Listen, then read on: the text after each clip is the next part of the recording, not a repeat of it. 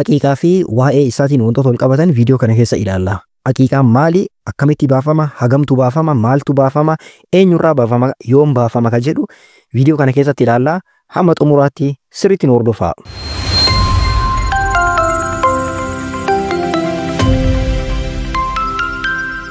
بسم الله الرحمن الرحيم الحمد لله رب العالمين الصلاة والسلام على رسول الله صلى الله عليه وسلم. Aqiiqaa jechuun maali? Aqiiqaa jechuun wanta daa'ima dhalateerraa rifeensa haadaniitiin maqaa baasanii ka gurraanidha. Guyyaa torbaffaatti haala saniin ka gurraamu maal jedhama? Aqiiqaa jedhama. Aqiiqaan sunnaalee jaalatamoo fi jabeeffamoo keessaa isa tokkodha. Sunnatun mu'akkadaa jedhan ulamaa'iin sunnaa sirriitti jabeeffamaa ta'edha. Udhiyyaa keessatti wanti ulaagaa ta'eetiin ilaalamu aqiiqaa keessatti illee ulaagaa ta'eetiin ilaalama. Akkuma udhiyyaan ajrii guddaa qabu aqiiqaan illee ajrii guddaa shari'aan dubbate qabaa jechuudha. Inshallah waa'ee kanaan wal qabatu fuulduratti ni ilaalla.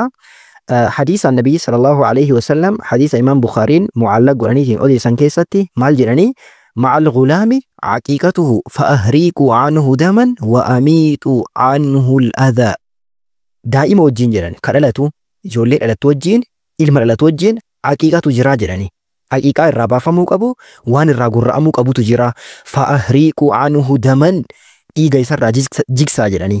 Jechuun isaaf qalaa jedhan isaaf jecha qalaa. Wa amiitu anhu al-adhaa azaallee isarraa deemsisaa jedhani. Kanaaf aqiiqaan sirriitti barbaachisaa fi sirriitti jaalatamaadha. Haqa daa'imni abbaa irraa qabu keessaa tokko aqiiqaadha jedhan ulamaa'iin. Kanaaf abboonni daa'imman keessanirraa aqiiqaa baasuu qabdanii waan aqiiqaadha sirriitti yaada. Faayidaa aqiiqaa. Aqiiqaan faayidaa akkamii qaba? Maaliif daa'imman irraa baasna? Tokko sunnaa Nabii Muhammad sallallahu alaihi wasallam jiraachisuudha. Sunnaa Nabii jiraachisuun ajrii guddaa qaba. Sababa kanaaf aqiiqaan ajrii kana namaaf argamsiisaa jechuudha. Lammaffaa Rabbiin tola isaa irratti galateeffatuudha. Yaa Rabbiin ilma namaa kenne, intala namaa kenne, waan Rabbi namaa kenne irratti Rabbiin galatoofatuudha. Inni sadaffaan erga dhalate booda sheexaan irraa tikfamuudhaaf. Daa'imni kun akka sheexanni isa hin tuqneef jecha isa qarqaaraa jedhan ulamaa'iin. Inni arfaffaan umrii daa'imummaatti osoo du'ee haadhaa fi abbaa isaatiif shafa'aa hin ta'uu jedhan yoo aqiiqaan irraa bahuu dhabe. Maaf jennaan Nabiyyi sallallahu alaihi wasallam hadiisa yoo dubbatan maal jedhanii? Daa'imni dhalatu marhuunun bi'a aqiiqatihi jedhan. Aqiiqaa isaatiin hoggajeeffamaadha jedhan. Kana jechuun maal jechuudha? Marhuun ta'a jechuun maal jechuudha? Imaamu Ahmad hiikaa kana yoo hiikan maal jedhanii? Guyyaa qiyaamaa shafa'aa hin dhaabatuufi jedhan haadha abbaadhaaf yoo aqiiqaa isarraa baasuu dhabanii. Ahkaama aqiiqaa. Ahkaamota garaagaraa ka aqiiqaadhaan wal qabatan mee haa ilaallu. Tokkoffaa inni jaalatamaa fi inni bareedaan ilma dhiiraa hoolaa lama qaluudha. Shamara ammoo hoolaa tokko qaluutuun sirriitti jaalatamaadha. Hoolaa tokkollee osoo lachuufuu qalaniiti ni ta'a. Garuu inni jaalatamaan moor sirriitti bareedaan lama qaluudha dhiiraaf. Dubartiif takka lachuufuu tokko yoo qalan ni ta'a rakkoon qabu. Inni lammaffaan aqiiqaaf beeyladaa afran qofatu eeyyamama. Beeylada afran khilaafatu jira ulamaa jidduu gaala, sa'a, horii jechuudha. Achi booda re'ee fi hoolaa beeyladaalee afran kanneeniin ala kabiraa hin eeyyamamuu jechuudha.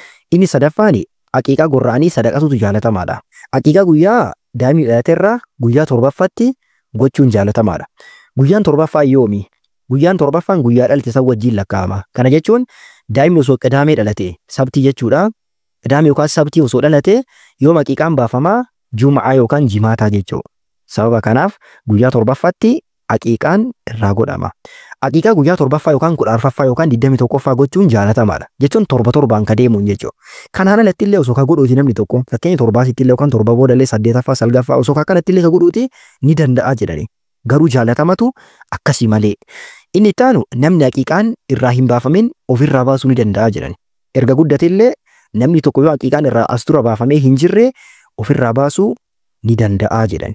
Sababa kanaaf aqiiqaan waan sirriitti barbaachisaadha.